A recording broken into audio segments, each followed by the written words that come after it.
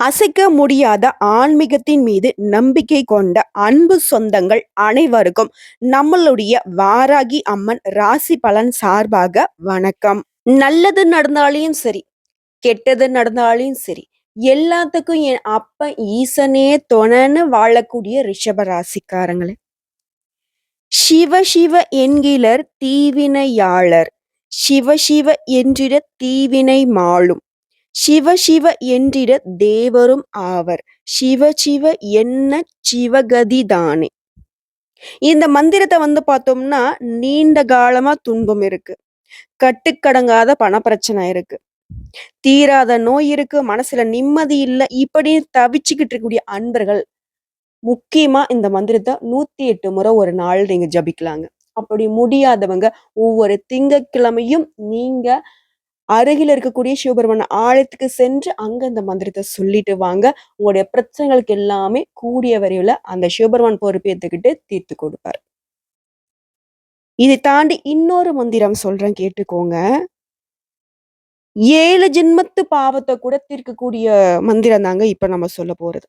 இப்போ நம்ம ஒரு கடகணியை ஆரம்பிக்கிறோம், இல்ல ஒரு வீடே நம்ம குடி புகுறோம் அப்படின்னா அதற்கான பூஜை புனஸ்காரங்களை செஞ்சு அதற்கான தீப தூபங்கள் காட்டி அதற்கான யாகம் வளர்த்து போனோம்னா தான் நமக்கு ஒரு திருப்தி, ஒரு சந்தோஷம், ஒரு நிலையான வாழ்க்கையை அந்த வீட்டுல வாழ முடியும், அந்த கடகணியில வாழ முடியும் இல்லையா?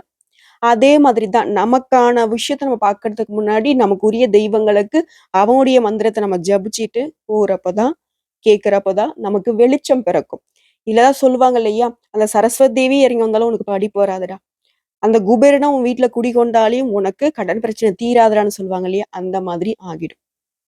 சோ ரிஷபராசியை பொறுத்த வரைக்கும் தலைப்பு ரொம்ப வித்தியாசமா இருக்கு. ரிஷபராசியை எதிர்த்தால் மரணம் தான் நிச்சயம். அந்த யமனே இவங்களை பார்த்து பயப்படுவாங்களாம். காரணம் என்ன? நீதி, நேர்மை, தான் உண்டு தான் வேலை உண்டு, யாருக்கும் எந்த துரோகமும் செய்யாம ஒரு கடவுள் கொடுத்த வாழ்க்கையை சிறப்பாக வாழுறாரு. சோ அதனால இவங்களை யமனே கூட்டிட்டு போக வந்தாலையும் இவங்களை பார்த்து அவர் அஞ்சுதான் நிற்பார். அதற்கான தலைப்பு தான் அது. அது நம்ம என்னன்னு விரிவா பார்ப்போம். அதுக்கு முன்னாடி உங்களுக்கு எப்பவும் உகந்த தெய்வம்னாக்க சிவபெருமான் தான். ஏன்னா நீங்க காளை வடிவானவர், ஆண் ராசி. காளை யாருக்கு அஸ்டண்ட்? நம்முடைய சிவபெருமானுக்கு நேரடியா பார்க்கக்கூடியவர்.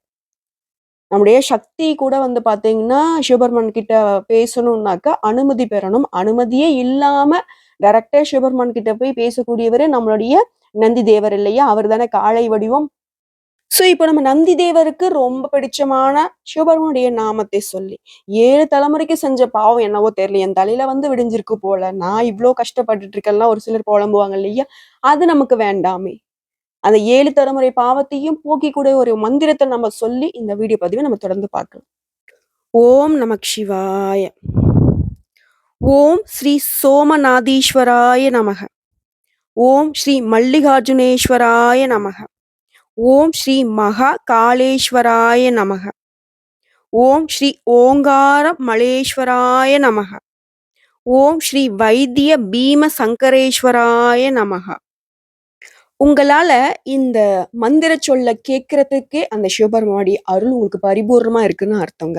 முடிஞ்சது அப்படின்னாக்க நீங்க சொல்ல முடிஞ்சா சொல்லுங்க, நல்லது. சிவபெருமானுடைய பாதங்களை தொட்டு வணங்கி ரிஷபராசியோட குணநலங்கள் என்ன, பிறப்பிலிருந்து இறப்பு வரை என்ன, ஏன் இவங்களுக்கு இவ்வளோ மகா சக்தி இருக்கு, இவங்களுடைய பிளஸ்ஸான விஷயங்கள் எந்த அளவுக்கு இவங்களுக்கு வாழ்க்கை முழுக்க துணை வரப்போகுது, எந்த மாதிரியான ஒரு சின்ன பாதகமான விஷயம் கூட இவங்களுக்கு வாழ்க்கையை புரட்டி போடும்ங்கிறத தெளிவா பார்த்துட்டோம் அப்படின்னா இவங்களுக்கு கூடுதல் விவரமா இருக்கும். இவங்க வாழ்க்கையே வளமோடு வாழ்றதுக்கு அந்த சிவபெருமான் துணை நிற்பாருன்னு சொல்லி இந்த வீடியோ பதிவை நம்ம பார்க்கலாம். என்ன பாப்பா சும்மா வீடியோ பதிவுங்கிற ரொம்பலாம் இது பண்ணாத, கொஞ்சம் தெளிவா சொல்ல. ஏதோ சொல்லும் போதே ஒரு மாதிரி இருக்கு அப்படின்னு பயப்படாதீங்க. நல்லதா நடக்க போகுது. நான் நல்லதுதான் சொல்ல போறேன். ஏன்னா நீங்க யமனையும் எதிர்க்கூடிய அதீத குணாதிசயங்களை கொண்டிருக்கீங்க. என்ன ரிஷபம் அப்படின்னாவே காளை, காளை அப்படின்னாக்க ரொம்பவே கௌரவமிக்க காளை. அதான் கோயில் காளை மாதிரி சுத்திக்கிட்டு இருக்கான்பா அப்படின்லாம் ஒரு சிலர் சொல்லுவாங்க. தான் உண்டு தான் வேலை உண்டு, எனக்கு என் குடும்பம் தான் முக்கியம். இந்த நட்பு வட்டாரம் ஒரு மாதிரி பேசும். டேய் வாடா ஃப்ரெண்ட்ஸ் கூட வெளிய போலாம். வாடா தம் அடிக்கலாம். வாடா குடிக்க போலாம். வாடா நல்லா சாப்பிடலாம். ஊர் சுத்தலாம். எதற்கும் இடம் கொடுக்காதவங்க. மனைவி, மக்கள், அப்பா, அம்மா, கூட பொறந்தவங்க, குடும்பம் இது மட்டும் தான் இவங்களுடைய உலகம். கடவுள், ஆன்மீகவாதிங்க இந்த ரிஷப ராசிக்காரங்க. அதாவது ஜல்லிக்கட்டுல கூட வந்து பார்த்தீங்கன்னாக்க, யாருமே காளைய வந்து பிடிக்க மாட்டாங்க. தொட்டு கும்பிட்டு வழிவிடுவாங்க. அப்படிதாங்க ரிஷப ராசியோட குணநலங்கள் மத்தவங்க பார்த்து வணங்கக்கூடிய விதத்துல இருக்கும். முக்கியமா அந்த ராசியில பிறந்த ஆணுக்கு இயற்கையிலேயே பெண்கள கவரக்கூடிய ஒரு வசிய சக்தி இருக்குங்க. ரிஷபத்தினுடைய அதிபதி சுக்கிரன் அப்படிங்கிறதுனால, இவருக்கு எதிர்பாலினத்த இயல்பாவே ஈர்க்கக்கூடிய தன்மை இருக்கு. சுக்கிரன் வந்து குருவுக்கு அடுத்தபடியா முழு சுபகிரகமா இருக்கிறதுனால, ரிஷப ராசியில, ரிஷப லக்னத்துல பிறந்தவங்க யாருக்குமே தீங்கு நினைக்காதவங்க. ஆனா சுயநலவாதிங்க தான். அதுக்குன்னு இவங்கள குத்தம் சொல்ல முடியாது. தான் உண்டு, தான் வேலை உண்டு. ஓகேவா? முக்கியமா தான தர்மங்கள்ல அதிகமா ஈடுபாடு கிடையாது. ஓகேவா? இவங்களுடைய தோற்றம்னு பார்த்தோம்னாக்கா, ஒரு நடுத்தர உயரமா இருப்பாங்க. நல்ல மிடுக்கான தோற்றம் இருக்கும். ஒரு அமைதியான சுபாவம் இருக்கும். முக்கியமா இவங்களுடைய கண்ணு வந்து பார்த்தீங்கன்னாக்கா பேசுங்க.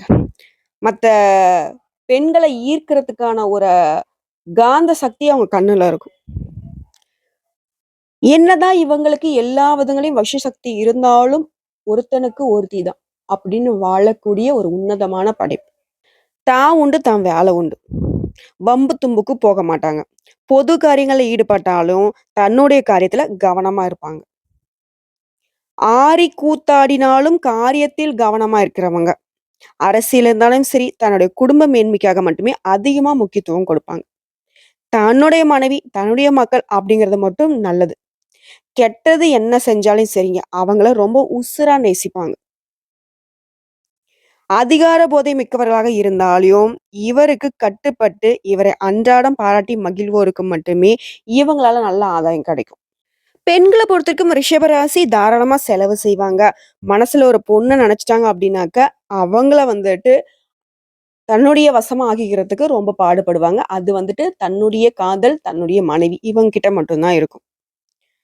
எவ்வளவுதான் வந்துட்டு கோபதாபங்கள் இருந்தாலும், தன்னுடைய மனைவி கிட்டயும், தன்னுடைய அப்பா, அம்மா கிட்டயும், தன்னுடைய குழந்தைகள் கிட்டயும், தன்னுடைய அப்படின்னு முடிவு பண்ணிட்டாவே அவங்க கிட்ட வந்து முடிஞ்ச அளவுக்கு கோபத்த கட்டுக்குள்ள வச்சுப்பாங்க. முக்கியமா ரிஷபராசி பெண்களுடைய அறிவாற்றலை கண்டு ரொம்பவே வந்து பார்த்தீங்கன்னா சந்தோஷப்படுவாங்க. அவங்கள ரசிக்கவும் செய்வாங்க. அவங்களுடைய செயல்பாடுகள ரொம்ப மதிப்பாங்க. எதுவுமே வெளிப்படையாக சொல்லி பாராட்ட மாட்டாங்களே தவிர்த்து, மனசுக்குள்ள வந்து பார்த்தீங்கன்னா, ரொம்பவே ரசிப்பாங்க. அதே சமயத்துல அவங்கள தடுக்கவும் மாட்டாங்க.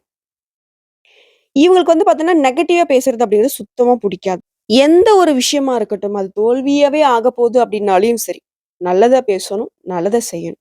முடிஞ்ச அளவுக்கு போராடி அத வெற்றி பெறறதுக்கு பாடுபடக்கூடியவங்க. முக்கியமா இவனோட குணம் என்ன தெரியுங்களா? கொல்ல, களவு, புறம் பேசுறது, கிசுகிசு பேசுறது இந்த மாதிரியான விஷயங்கள சுத்தமா புடிக்காது. அந்த இடத்துல இருக்கவும் மாட்டாங்க. இவங்க அந்த விஷயத்த செய்யவும் மாட்டாங்க. ரிஷபராசிய பொறுத்தவரைக்கும் ஆணா இருந்தீங்கனாக்கா உங்களுக்கு நிலமும், இதுவே பெண்ணா இருந்தீங்கனாக்கா நீரும் பொருத்தமா இருக்கும். இந்த ரிஷபத்த பொறுத்தவரைக்கும் ஒரு பெண்ண நேசிக்கிறாங்க அப்படின்னா, அவங்க ஒருவேள பிரேக்கப் ஆகுது, தன்ன விட்டு போறாங்க அப்படின்னாக்கா, அது இவங்களால சகிச்சுக்கவே முடியாது. அவங்க இல்லன்னா வாழ்க்கை இல்ல அப்படின்ற அளவுக்கு ஒரு கடைசி கட்டத்துக்கு போறதுக்கு கூட தயங்கவே மாட்டாங்க. ரொம்பவே கடினமாவும் அதுக்காக பாடுபடுவாங்க. அவங்கள நெனச்சு படும் வேதனையில வந்து பார்த்தீங்கன்னா, கல்லும் கரைஞ்சு போகும். அந்த அளவுக்கு வேதனைப்படுவாங்க. பொதுவா அந்த ரிஷப ராசிய பொறுத்தவரைக்கும் ஆண் அப்படிங்கிறது தன்னுடைய மனைவி, மக்கள், பணியாட்கள், நண்பர்கள் இவங்க எல்லார்கிட்டயும் சரி, ஒரு விஷயத்த மட்டும் ரொம்ப கண்டிப்பா எதிர்பார்ப்பாங்க. என்னன்னு பார்த்தோம்னா, ஒரு பொது இடத்துல இருக்கோம்னு வச்சுக்கோங்களேன், அவங்களுக்கு புடிக்காத மாதிரி சத்தமா பேசுறதோ, அரட்டை அடிக்கிறதோ, இல்ல கேலி பேசுறதோ, இந்த மாதிரியான விஷயத்துல ஈடுபடவே கூடாது. அது வந்து ரிஷபத்துக்கு சுத்தமா புடிக்காது. முடிஞ்ச அளவுக்கு பார்த்தீங்கன்னா, அந்த இடத்த விட்டு விலகிருவாங்க. இல்ல ஒரு மாதிரி முறைப்பாங்க. இன்னும் ஒரு கட்டம் மேல போச்சுன்னா, அந்த இடத்துலயே வந்து அவங்கள கண்டிக்க செய்வாங்க. தண்டிக்கவும் செய்வாங்க.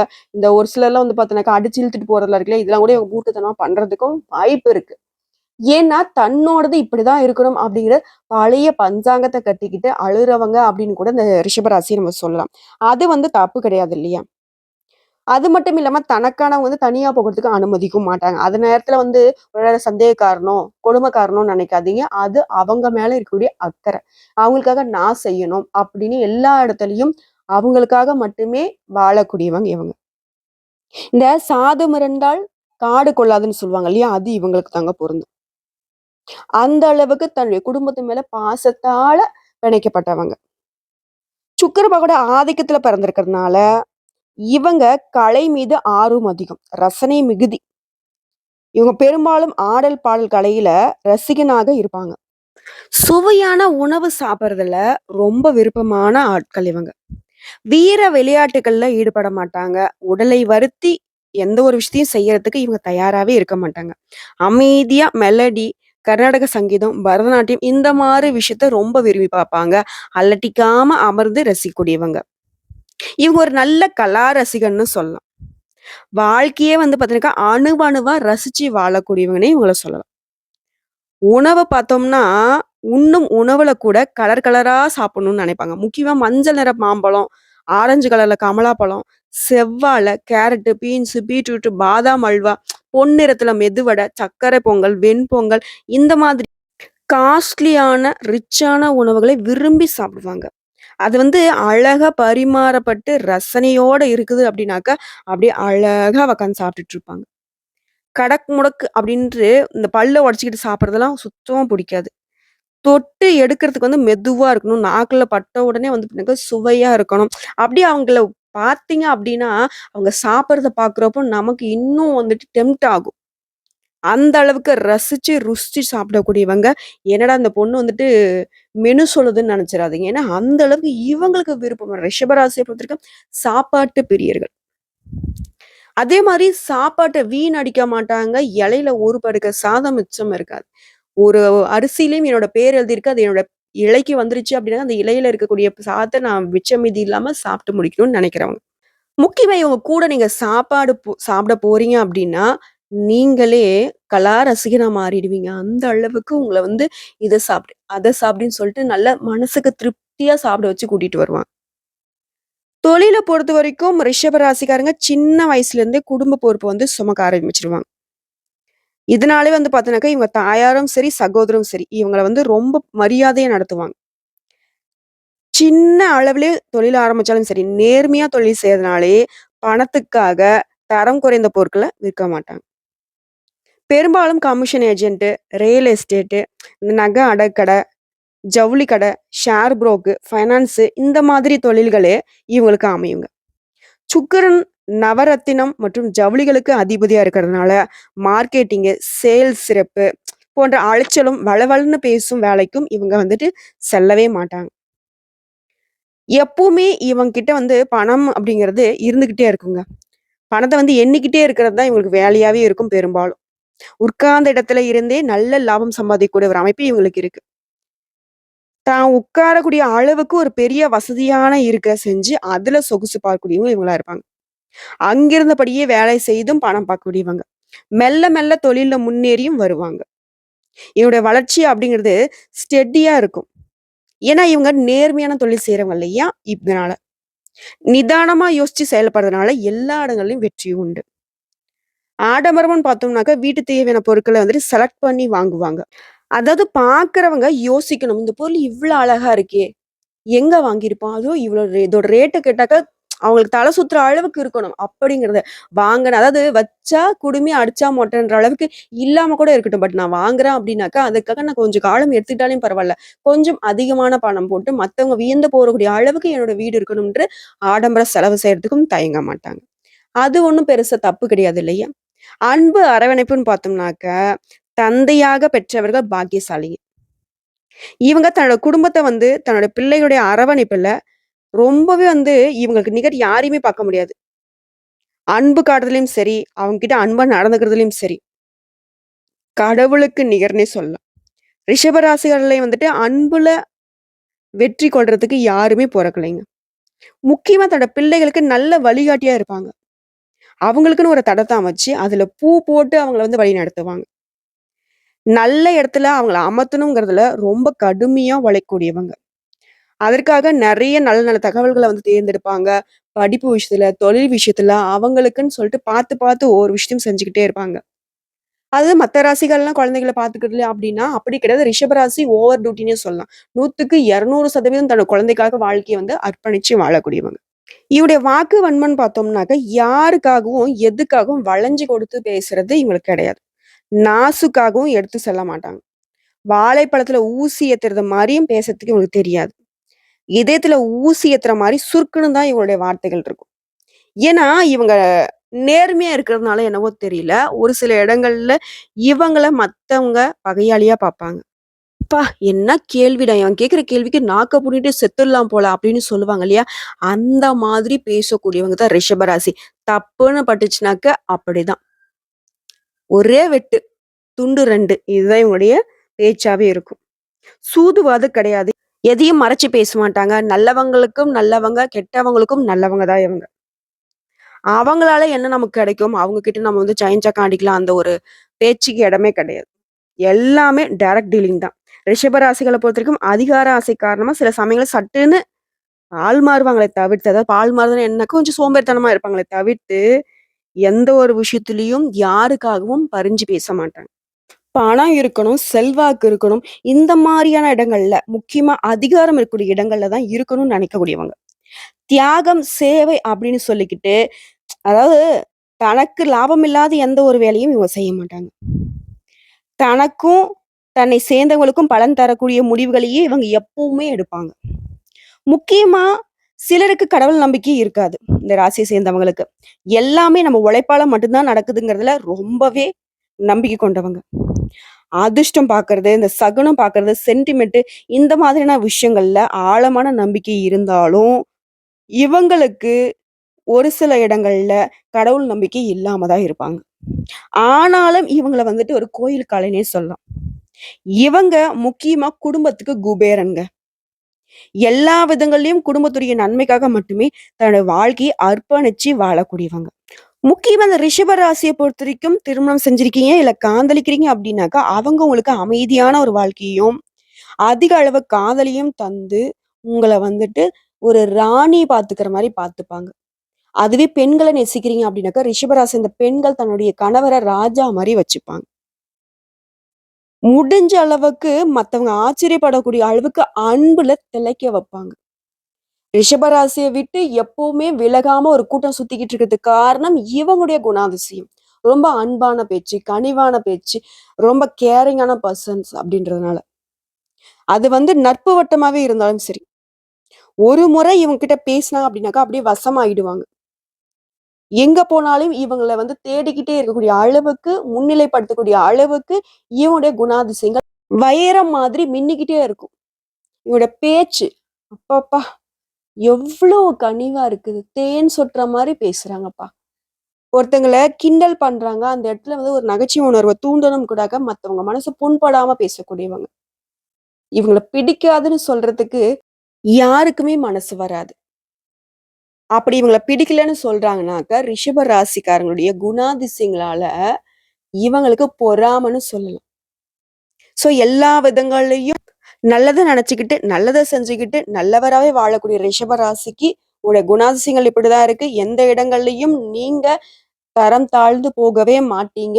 உங்களுடைய குணாதிசயங்கள பத்தி நம்ம பேசியிருக்கிறதுனால, இந்த வீடியோ பதிவு நெறைய பேருக்கு வந்து ஷேர் பண்ணுங்க. முக்கியமா குடும்பத்தாருக்கு வந்துட்டு போட்டு காட்டுங்க. உங்களுடைய குணாதிசயங்கள கண்டு அவங்களும் வியப்படையட்டும். எல்லா விதங்கள்லயும் அந்த அப்பன் ஈசனுடைய அனுகிரகம் உங்களுக்கு முழுமையா துணை இருக்கிறதுனால தான் எவ்வளவு கஷ்டங்கள் வந்தாலும், எவ்வளவு நஷ்டங்கள் வந்தாலும், அதெல்லாம் தாங்கி இன்னைக்கும் வாழ்ந்துகிட்டு இருக்கீங்க. உங்களுக்கு பரிகாரம்னு பார்த்தோம்னாக்க, எப்பவுமே ஒவ்வொரு திங்கட்கிழமையுமே அருகில் இருக்கக்கூடிய சிவபெருமான் ஆலயத்துக்கு சென்று சும்மா அந்த கதவையாவது தொட்டுட்டு கிளம்பிடுங்க. "என்னால டைம் இல்ல மேடம். என்னால முடியாது." அப்படின்னாலும் சரி.